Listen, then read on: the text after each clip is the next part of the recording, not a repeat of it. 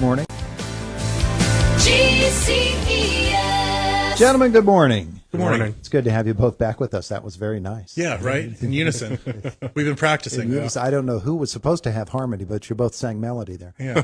But here we go. I got a listener question for you. Perfect. This listener wants to know, what are the protections that I can put in place? What are the typical things people do? Because married couples, one of them dies before the other one does. How do we protect our retirement investments? How do we set that up? They had no idea how to set that up, and they said, we obviously want to have the greatest amount of flexibility that we can with our retirement savings. One of us is going to die first, and that'll leave the other one on their own. So the first thing I'd say, on a very simple, easy level, the one thing that you want to do, typically in a household, someone controls all of the finances and the retirement stuff. There's very rarely a household that both of them control different parts of the retirement. Do you know what I mean? Like, granted, the benefits and healthcare might be under one person, and that may or may not be the person that's controlling everything and taking care of everything. So the first thing we would honestly say is to start a log, even if it's just a paper, of all of the accounts and things that you have that go into your retirement, what phone number to call for Social Security, where your investments are, what life insurance plans you have, where they're at, what phone numbers to call. And most importantly, we do this with our clients. We put Galen's name at the top because he should really be your first call after someone does pass away. Because it's happened with us before where we have a client that I think we lost our camera. Hey, Matt or Josh, you can come up and fix this camera that just fell down to the floor. So the first thing would really be to get a log of all that and put Galen's number at the top, because that's usually where people's first call when something like this happens. So it's definitely something you want to prepare for, but Galen definitely knows the other things to do that are more technical. Yeah, I mean, well, you were right on point. I mean, first, the medical insurance. A lot of times families have to figure out, if you're before Medicare age, where to go with medical insurance. And that's a big question. Like federal employees, you have to be on the plan for 5 years before you retire to vest it over, to bring it over so your spouse can have it. But you also have to have your spousal benefit. You have to elect that for your spouse to continue to keep that coverage. So one of the main questions I have, even though I don't focus mainly on health insurance, is the health insurance question. What are you going to do if something happens to each other? Because health insurance is huge when it comes to retirement, because if a party passes away, you have to know what you're going to do with your coverage. Okay. So the health insurance is going to affect your financial stuff. Kind of like what Clint said about put my name on top, the financial advisor.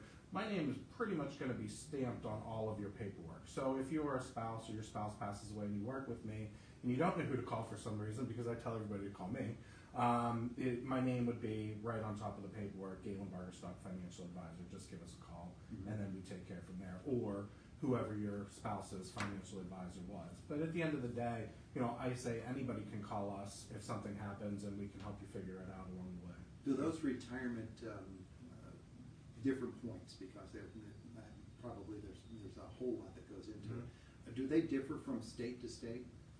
They do differ from state to state. If you have a state pension plan, every state pension plan is a little bit different in how their operation will work.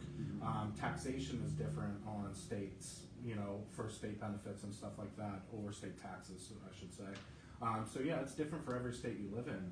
So it's important to know, the facts of where you live or where you plan on moving into retirement, of what's going to happen when you move. And since the GCES is now beyond just government retirement, those same basic rules apply. Same rules apply. Yeah, I'm asking the same questions when I have an appointment with, how is your health insurance working into retirement? Because that is a huge one for me, is the health insurance, because that will trickle down and create a lot of problems. Because if you don't have the correct health insurance, of course, you're going to lose your money from your investments, because you're going to be funding more money into your, health care versus your, funds to live. Yeah. What about Social Security? How does that work? Social Security, you're going to get higher of the two when somebody passes away. So, that's something that, depending on what stage of life I'm meeting a person at, we might consider a Social Security strategy where if a person passes, you're going to have the highest Social Security because you let that spouse's grow. And I throw that out there But a lot of times I'm not actually recommending somebody to let their Social Security grow when the situation presents it to me. So a lot of people have that question about Social Security, what's going to happen, and I don't know until I know what your pension is, how much you have in your savings account, how many CDs you have at the bank. I really do need the big picture in order to tell somebody the truth. Yeah. But you're saying, I'm sorry, I'm curious too. So you're sorry, asking I'm the same- fixing the camera. It's the same It's questions on an I was gonna application ask. while I'm here. So if you're, let's say that if someone's considerably younger, I just want to go back to this. If someone's considerably younger, Yeah. you're saying like, let's say that they're just able to collect Social Security, but their spouse is, let's say, considerably older in their 80s. You would want to let that younger person not collect Social Security as long as possible, Well, I mean- so that they get a higher payment Yeah. compared to the other person. Yeah, but what you're presenting to me is somebody in their 80s that is already collecting Social Security, so Yeah. it's already not a real scenario because they had to start collecting that by 70. So, No, I mean, no, let's say that they did collect it in their 70s and they've been collecting it for 12 Yeah. years now, and Yeah. you would want the younger persons to get higher because they're probably going to outlive that older person yeah. in order for them to later collect their higher level Social Security. And that's the hard case scenario because I can't ever answer that question because I don't know how much that person's making. So theoretically, I can't even imagine how to think about that in my head Yeah. with a 50-age-year gap of what's going to be more without knowing what their job is or something. And No, see, that's what you're impossible. doing, what you're doing is you're pointing out the fact that every case is Completely individual. different, yes. And so that's why you actually need to sit down Yeah. and really break it down, because that's what you do. Yeah, Clinton loves to come in at me at mathematical questions. Yeah, just to I do trip it all me the up. time on the TV show. Let's say if it's $1,000 for sake of it being simple, and it never goes good in my favor. Yeah, yeah. Yeah, I'm not great at mental math.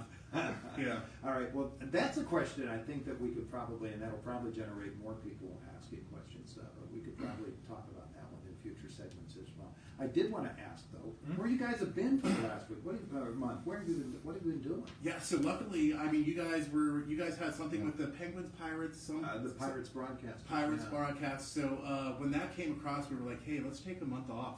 It's early to come in here every month. I don't know how you do it. You must like go to sleep at 7 o'clock at night because coming in here every Monday morning at 8:10, and we're dressed for the gym. Anybody that's watching on Facebook can tell we're about to go to the gym. But it was nice to have a little break, to have every other Monday morning back to ourselves. But we finished up the United Way campaign, which was exciting. I'm excited that was successful and over with also at the same time, and it's time to get back to work.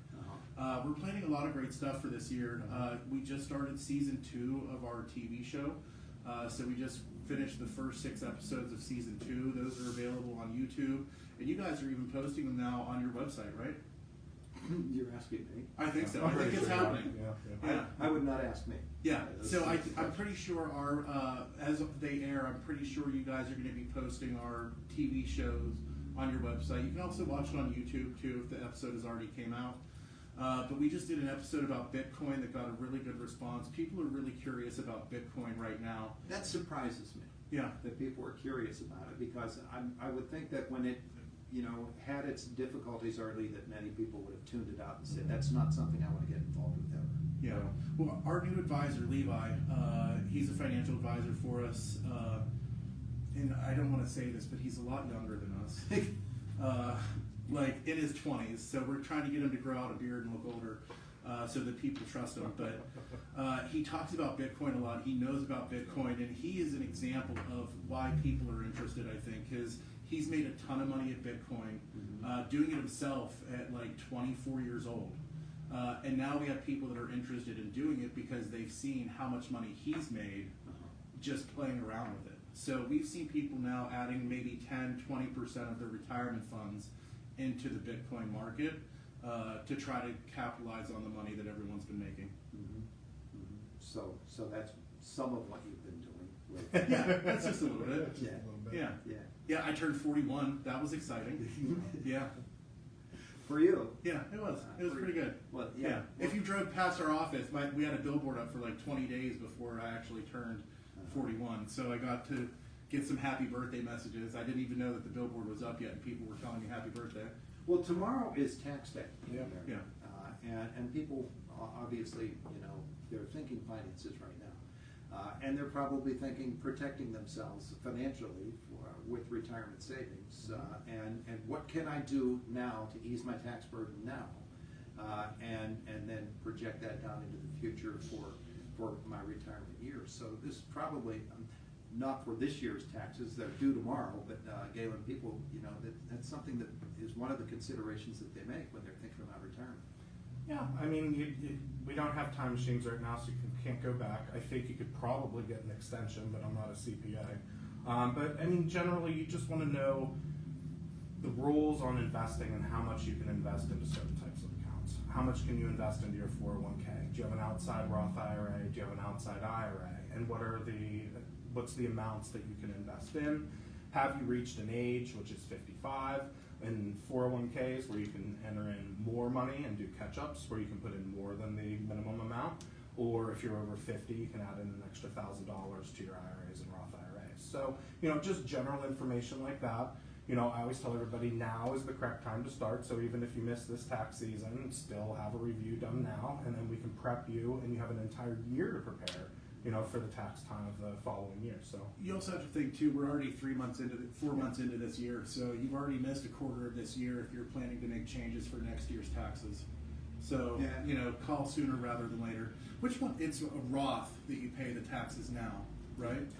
So a Roth account would really be the way that you protect from the future taxes, because you pay the taxes now when you put the money in there, rather than paying the taxes when you take it out. So if someone's really concerned about taxes increasing, which I don't know, they haven't really seemed to go down at all, you would want to put your money into a Roth IRA versus a regular IRA. That's where you pay the taxes up front. maybe, allegedly, is what I would say. Because, again, that's not right for everybody. In most of the cases for retirement, if people aren't prepared for retirement, by switching into a Roth IRA in the last 5 years, it's going to hurt you more than it's going to help you. So there's a lot of stuff that I would say definitely talk to somebody that's licensed to have an appointment and guide you. All right, so we want to make that appointment with GCES. What do we have to do? Give us a call, 724-915-0000 is our main number, or you can call 724-915-0005 to get directly with Lorraine. She's the one that can help you set up an appointment.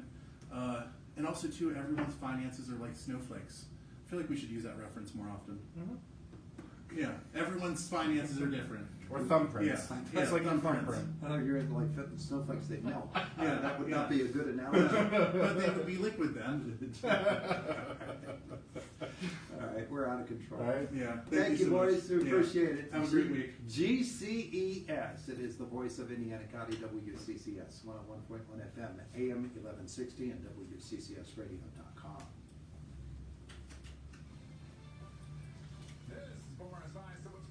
Thank you, boys. Thank you.